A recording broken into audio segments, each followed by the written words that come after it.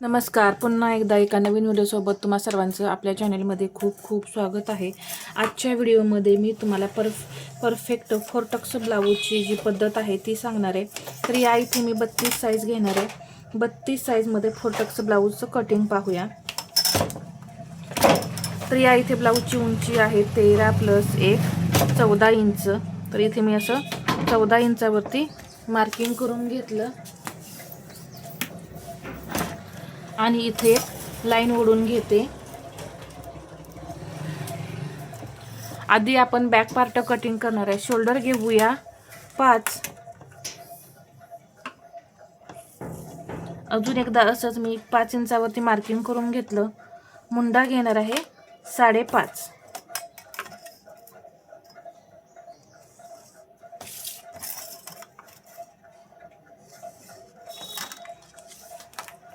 छातीचा चौथा भाग इथं टाकायचा आहे. 32चा चौथा भाग 8. या पुढे हे 1.5 इंच मार्जिन.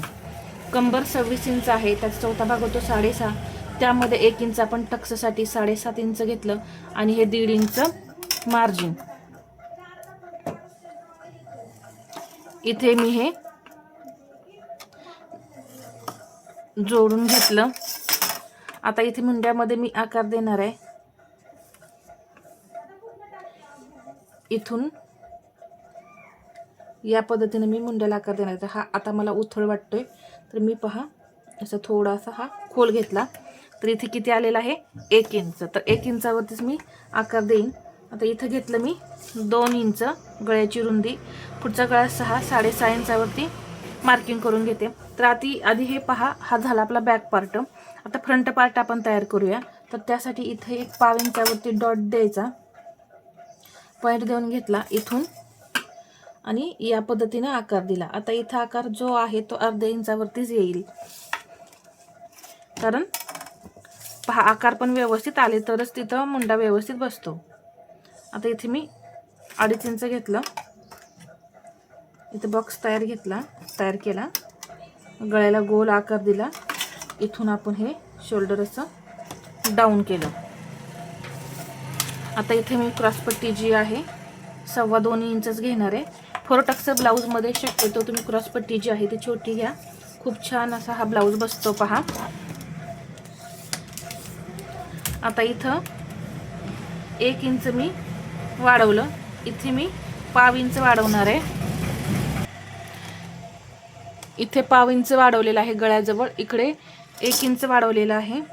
आणि आता इथं आपल्याला क्रॉसपट्टीला आकार द्यायचा आहे. इथून घेतलं मी 1.5 इंच आणि या पद्धतीने क्रॉसपट्टीला आकार द्यायचा. पहा या पद्धतीने इथं मी क्रॉसपट्टीला आकार दिला. आता आपण टक्स पॉईंट काढूया. 8 त्यामध्ये 1 इंच केलं प्लस 9 इंच. इथे फुल बस्ट पण 32 आहे आणि अप्पर चेस्ट पण 32 आहे, म्हणून मी इथं टक्स पॉईंट 32 नुसारच घेतलेला आहे. याचा 10वा भाग 32चा 10वा भाग 3.2. तर पहा 3.2 मी कुठून घेतलं, इथून 3.2 घेतलेलं आहे. 3.25 इंच घेतले. इथून 3.25 इंच घेतलं. इथे 1.5 इंच खाली पॉईंट द्यायचा, एक लाईन ओढून घ्यायची. तर हा टक्स आपल्याला मिळालेला आहे. इथे मी 1.5 इंच घेतलं, इकडेही मी 1.5 इंच घेतलेला आहे. आता इथून 2.25 इंचावरती मार्किंग करून घेऊन हा एक टक्स आपला इथे तयार झाला. मग हा एक टक्स, हा दुसरा, हा तिसरा आणि हा चौथा टक्स आपला तयार झालाय. इथे अर्धा इंच असा खाली जाऊन हा तिरका टक्स आपल्याला ड्रॉ करायचा आहे. आता हा जो मेन टक्स आहे तो आपण अर्धा इंच घेणार आहे. टोटल अर्धा इंच, इकडे अर्धा इंच आणि इकडे अर्धा इंच, टोटल किती झाले 1 इंच. तर आता या इथे पहा हे 1.5 इंच शिलाईमध्ये मार्जिन गेलं ना, तर इथं आपला हा अर्धा इंच टक्स राहतोय. म्हणजे आपल्याला इकडे फक्त अर्धा इंच वाढवायची गरज आहे. इथे मी अर्धा इंच वाढवलं. हा टक्स 1.5 इंच, इथेही मी अर्धा इंच वाढवलं आणि हे जोडून घेते. जोडून घेतल्यानंतर आता आपल्याला हा पार्ट जो आहे तो वाढवायचा आहे. हा वरचा पार्ट जो आहे तो वाढवायचा आहे. तर 1.5 इंच घेणार आहे. 0.75 इथं मी हा पार्ट वाढवला. इथेही तेवढाच वाढवायचा आणि इथेही वाढवायचा आहे. इथेही मी 1.5 इंचच वाढवलेला आहे आणि हा भाग पहा टोटल आपण हा जो आहे तो 1.5 इंच वाढवून घेतलाय. त्यामुळे आता हा पार्ट तुम्हाला कुठेही म्हणजे ब्लाऊज पीसवरती वाढवायची गरज नाही. इकडे वाढवलेला आहे, इकडे वाढवलेला आहे, इथेही वाढवले, त्यामुळे हा पार्ट तुम्हाला आता वाढवायची गरज नाही. तर इथे टक्स जो आहे तो साईजनुसार घेतलेला आहे आपण, त्यामुळे वाढवायची गरज नाही. आता इथे तुम्ही जास्त टक्स देत असाल तर इथे तुम्हाला जास्त वाढवावं लागेल. आणि इथलं तर म्हणाल तर हा 1.5 इंच टक्स द्यायचा असतो. हा थोडा एक्स्ट्रा म्हणजे दोन्हीकडून अर्धा 1 इंचाचा टक्स द्या, याने पप खूप छान येतो. आणि इथं सुद्धा जसजशी आपली साईज मोठी होत जाईल तसं हा सुद्धा पार्ट आपल्याला जास्त वाढवावा लागतो. आता ही लहान साईज होती म्हणून मी 1.5 इंच वाढवलं. 36 साईजमध्ये 1 इंच, 38 साईजमध्ये 1.25 इंच, 42 साईजमध्ये सुद्धा 1.25 इंच असा हा पार्ट आपल्याला वाढवावा लागतो. आता ही क्रॉसपट्टी आपण 2.25 इंच घेतलेली होती आणि क्रॉसपट्टीची जी रुंदी आहे ती 9 इंच होती. आता आपल्याला क्रॉसपट्टी सेपरेट काढायची आहे, तर त्यासाठी मी एक लाईन ओढून घेतली. इथं आपली क्रॉसपट्टी आपण किती पाहिली, इथून 2.25, तर त्यामध्ये आता आपण अर्धा इंच मार्जिन प्लस करून 2.25 इंचावरती मार्किंग करून घेणार आहे. पहा इथे 2.25 इंचावरती मी मार्किंग करून घेतलं. एक सरळ लाईन ओढून घेते. आता 9 इंच रुंदी आहे तेवढीच ठेवायची. एक्स्ट्रा कट झालेली कधीही चांगली, परंतु कमी पडता कामा नये. इथं 9 इंच घेतलं, इथेही 9 इंच घेऊन एक सरळ बॉक्स तयार करून घेतला. आता आपल्याला हा क्रॉसपट्टीचा जो आकार आहे तो द्यायचा आहे.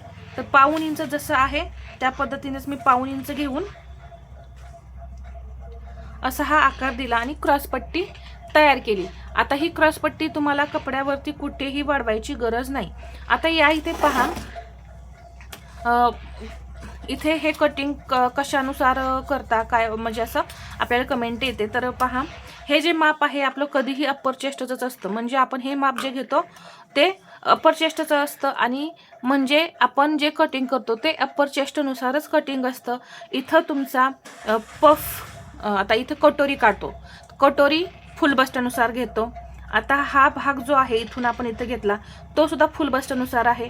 टक्स सुद्धा आपल्याला इथं फुल बस्टानुसार घ्यायचा आहे. इथे समजा प्रिन्सेस ब्लाऊज असता, इथे प्रिन्सेस ब्लाऊज सुद्धा आपल्याला इथला हा जो भाग आहे तो फुल बस्टानुसार घ्यावा लागतो. इथला जो टक्स आहे प्रिन्सेसमध्ये जो घेतो आपण तो सुद्धा आपल्याला फुल बस्टानुसार घ्यावा लागतो. परंतु हे जे इथलं मेजरमेंट आहे हे आपलं अप्पर चेस्टनुसार असतं. आणि इथं टक्स, कटोरी किंवा प्रिन्सेस ब्लाऊज इथं बाकीचं जे आपलं ड्राफ्टिंग असतं ते फुल बस्टानुसार असतं, तरच ब्लाऊज आपला परफेक्ट चेस्टमध्ये बसतो. तर या गोष्टी तुम्ही समजून घ्या. हे बाकीचं इथं जे चेस्टचं मेजरमेंट जे टाकतो आपण ते अप्पर चेस्टचंच आहे, हे लक्षात घ्या. तर इथे मी एकदम सोप्या पद्धतीने तुम्हाला 4 टक्सचं ड्राफ्टिंग जे आहे ते समजावून सांगितलंय.